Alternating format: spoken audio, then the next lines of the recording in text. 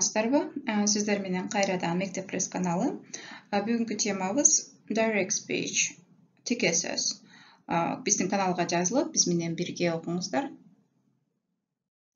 Бүгүнкү англис тил сабагыбыз англис тилинин жазуу бөлүгүнө да тийиштүү. Себеби бүгүнкү сабакта Direct Speech грамматикасын гана карабастан, жазуу эрежелерине токтойбуз. Ошондой эле пунктуация жана жаңы сөздөргө дагы токтолобуз. Өткөн сабактарда тике жана кыйыр сөз темасын караганбыз. Жогоруда көрсөтүлгөн ссылка аркылуу кайрадан карап, кайталап көрсөңүздөр болот. Direct speech, кыргызча тике сөз деп которобуз. Бирөөнүн айткан сөздөрүн өзгөртүүсүз, сөзмө-сөз кайра башка бирөөгө айтып берүү. Бул тике сөз. Direct speech. He said, I love you. Ал мен сени сүйөм деди. Демек биздин өзүбүздүн сөзүбүз he said. Бул негизги сүйлөм болуп эсептелет. Ал эми башка бирөөнүн айткан сөзү I love you. Мен сени сүйөм. Бул сүйлөмдө өзгөрүүсүз кандай айтылса ошондой жеткиздик.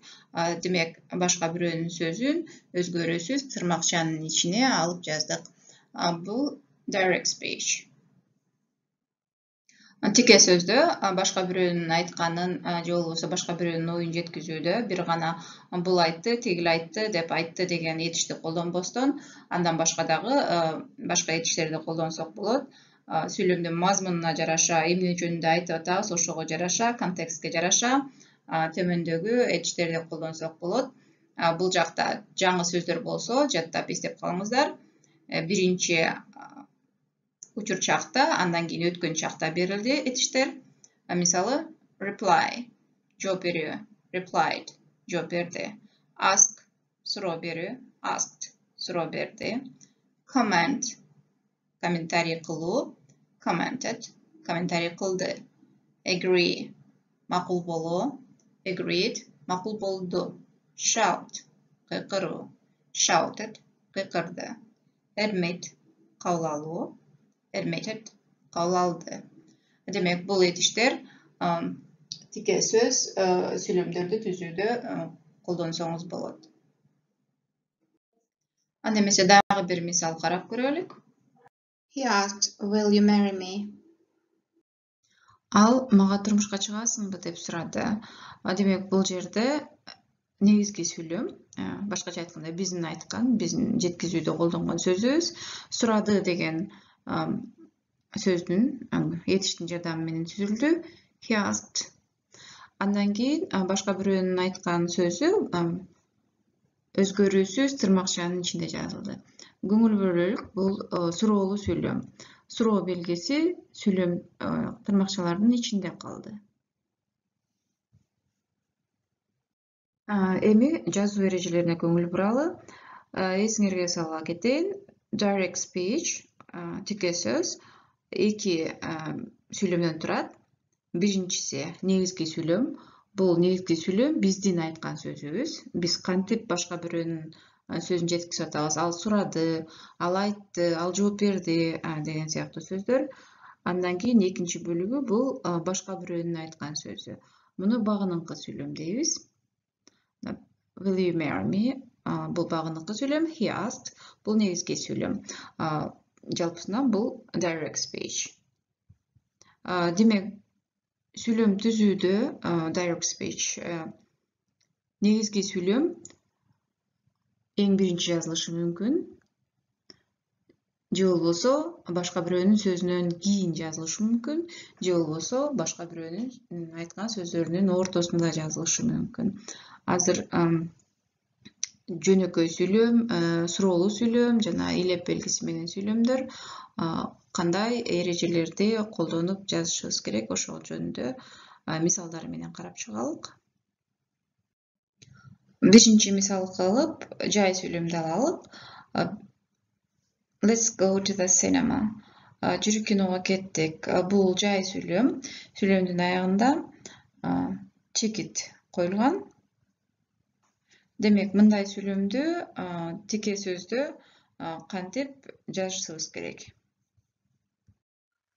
Эгерде негизги сүйлөм багыныкы сүйлөмдөн биринчи жазылса, башкача айтканда биздин айткан сөзүбүз башка бирөөнүн айткан сөзүнөн биринчи жазылса, бул she said.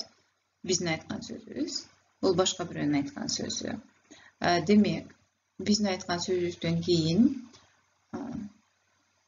үтүр белгиси коюлат. Андан кийин башка бирөөнүн айткан сөзү толугу менен тырмакчанын ичинде жазылат. Көңүл бөлгүлө чоң тамга менен башталып, кадимкидей эле чекит менен аяктайт. Демек, жай сүйлөм кандай айтылса, ошондой чоң сүйлөм менен башталып, чекит коюлуп жазылат. Эгерде негизги сүйлөм, биздин айткан сүйлөмүбүз, багыныкы сүйлөмдөн кийин артында турса, экинчи мисалдагыдай, she said. Анда кичине башкачараак болот. Башка бирөөнүн айткан сөзү тырмакчанын ичине жазылат. Чоң тамга менен башталат дагы, бирок сүйлөм бүткөн соң чекит эмес, үтүр коюлат. Башка белги менен. Үтүр коюлат. Андан соң биздин айткан сүйлөмүбүз кичинекей тамга менен улантылып, сүйлөм чекит менен бүтөт. Will you go to the cinema with me? Мен менен киного барасыңбы? Демек, кийинки мисалыбыз бул суроолуу сүйлөм. Биринчи мисалда негизги сүйлөм, биздин айткан сүйлөм биринчи жазылды. Андан кийин башка бирөөнүн айткан сөздөрү жазылды, багыныкы сүйлөм. Демек, эгерде негизги сүйлөм биринчи жазылса, андан кийин үтүр белгиси коюлат. Үтүр белгиси коюлган соң, башка бирөөнүн айткан сөздөрү тырмакчанын ичинде өзгөрүүсүз чоң тамга менен башталып жазылат дагы, суроо белгиси менен бүтөт. Көңүл бөлгүлө, тырмакчадан сыртында эч нерсе жок, эч кандай пунктуация белгиси жок. Экинчи мисал, эгерде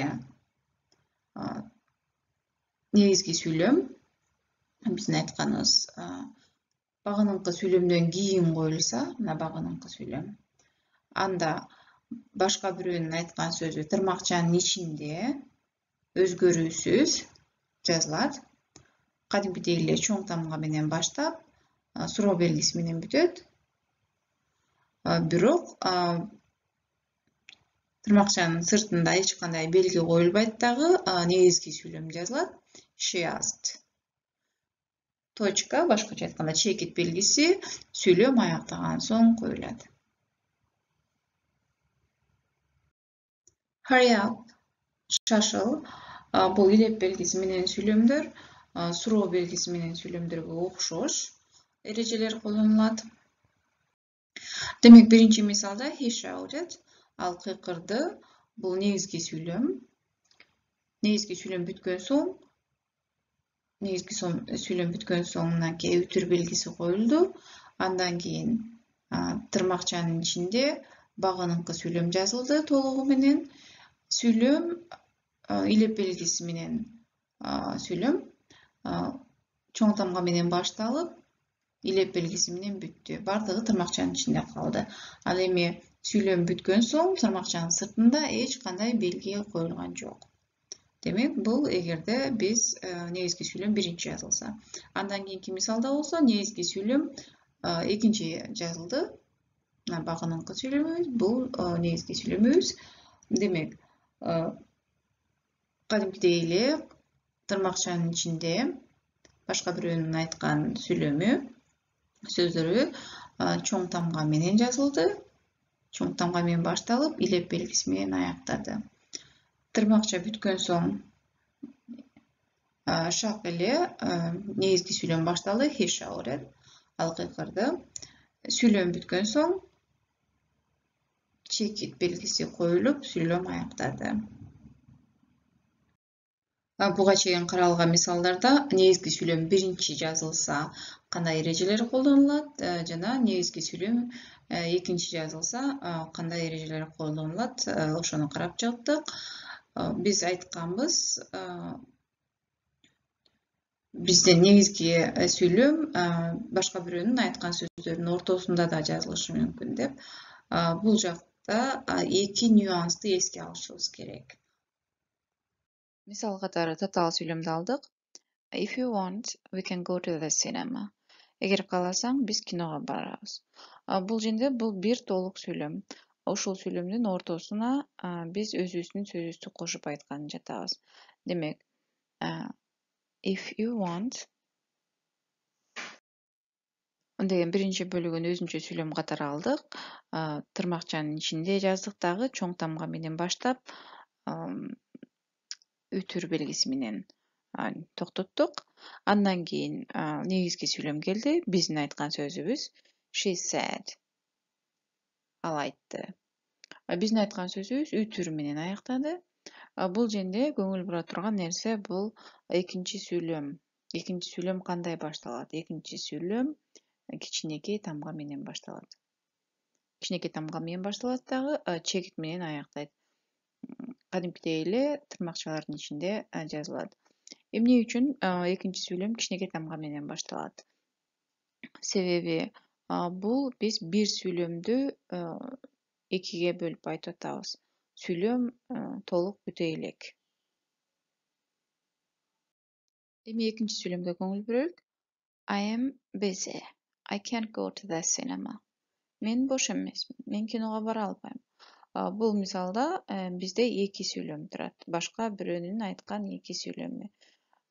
Демек, бул учурда мындай эрежени колдонобуз. Биринчи сүйлөмүбүз кадимкидей эле тырмакчанын ичинде чоң тамга менен башталат дагы үтүр белгиси менен аяктайт. Андан соң биздин айткан сөзүбүз үтүр менен аяктайт. Эми көңүл бөлөлүк, башка бирөөнүн айткан экинчи сүйлөмү сөзсүз түрдө чоң тамга менен башталыш керек. Мурункудай эле тырмакчанын ичинде, бирок чоң тамга менен башталат. Эмне үчүн? Себеби бул жаңы сүйлөм. Бул жактагы бизде азыр точка белгиси турат, бирок бул сүйлөмгө жараша чекит болушу мүмкүн, суроолуу сүйлөм болушу мүмкүн, илеп белгиси менен сүйлөм болушу мүмкүн. Ошого жараша коюлат. Бирок көңүл бөлө турган нерсе бул эгерде жаңы сүйлөм башталып атса, анда чоң тамга менен башталып жазылат. Тема абдан оор тема, Advanced English бөлүгүнө кирет. Ошондуктан эгерде суроолоруңар болсо, комментарий катары калтырып сурасаңыздар болот. Бул Шарлотт Бронтенин Jane Eyre чыгармасынан үзүндү. Бүгүнкү темабызды бышыктап, негизги сүйлөмдү сүйлөм башына, же болбосо ортосуна, же аягына коюп, өзгөртүп көрүңүз бул сүйлөмдөрдү. Биз менен болуңуздар, Мектеп Плюс каналына жазылууну унутпаңыздар. Кийинки сабактарда көрүшкөнчө саламатта калыңыздар.